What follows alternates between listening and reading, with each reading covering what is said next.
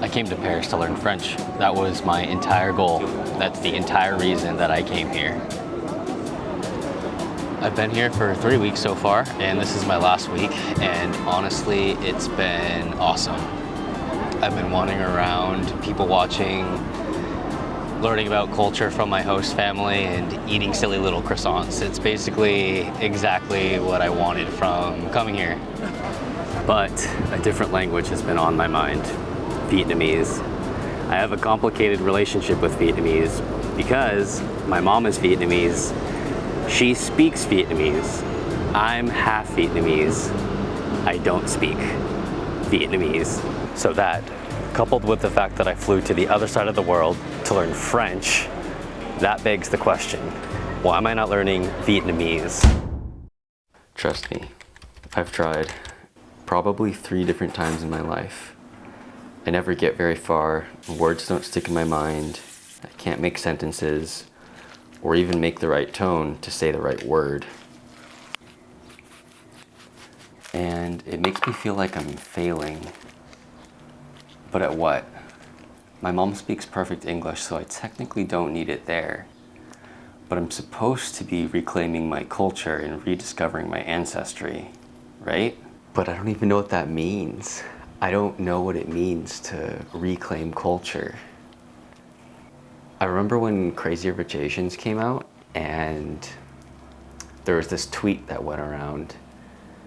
I don't remember from who, but the tweet said something along the lines of how they had spent their whole life, it was a fellow Asian American, of course, who had spent their whole life rejecting their culture, and when she finally saw her culture being celebrated and her identity being celebrated in Crazy Rich Asians, a rom-com of all the things to inspire you, she felt panicked to reclaim all of the culture that she had rejected when she was younger.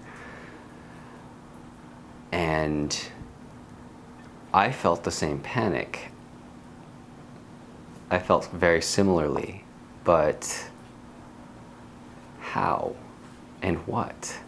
What am I reclaiming? I don't know which parts of myself or my experiences are Vietnamese and which aren't, which are American, of course. I know that as a kid, we celebrated Tet, but we don't anymore. Nowadays, my mom still makes pho and egg rolls, even sometimes just egg rolls. So that's a lot of pressure to put on myself to reclaim all of that culture that was lost before I was even born. Lost to the Vietnam War, or to coming to the US, or lost while my aunts and uncles were assimilating to the US while I was a kid. And what makes me think that learning Vietnamese is going to be the answer to all of those questions? It seems kind of superficial or outrageous to think that me speaking Vietnamese is going to bring all of that culture back for all of my aunts and uncles, my brother and my cousins, and yeah. Now, don't get me wrong, I'm not saying that there isn't value in learning your family's language or whatever you want to call it. I have a friend who calls it your ancestral language, and I kind of like that, to be honest, because it's part of your ancestry. Because there is value. I've heard of people gaining so much insight from doing this, and I'm jealous of them, actually. And I'm not even saying that I'm not going to try to learn Vietnamese again. I'm not done trying to learn Vietnamese. There will be another attempt in the future. I'm just saying that if you are in my position where you're having a hard time with your ancestral language, give yourself a break. It feels like there's so much on the line, like it's so meaningful that failing at it is failing at being yourself. And by the way, don't feel guilty for indulging in a different interest of yours. For example, flying to the other side of the world to learn French. Who does that? Because it's these new interests that are our new identity. So you can't fail at being yourself.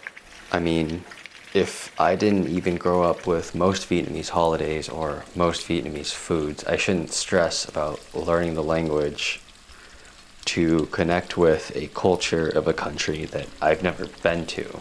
Nowadays, we have this little family ritual where if somebody's going to Los Angeles, it's quite a drive from where I am.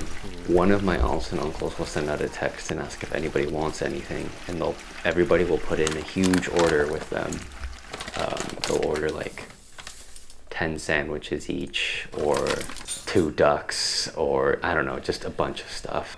And that one person will go to Los Angeles and pick up like a carload of food and bring it all back to us. And that's our little our little mini holiday. That's a little family ritual that we have. So I guess what I'm saying is that we're much better off using that energy to celebrate the new culture that we've created for ourselves here. Our personal takes on old rituals and our new ideas about what it means to be Vietnamese or Vietnamese American. Like, you know, our little food haul from Los Angeles. And that might not be a big extravagant Tet celebration or anything like that. I'm not even familiar with what a big Tet celebration would look like. But for us, it might be just our little road trip to Los Angeles to stock up on Vietnamese food, or it even might be making just egg rolls. Why did that happen? Because you didn't glue it.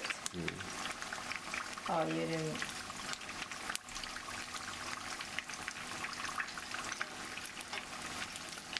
See how yours come open? I wasn't trained well enough.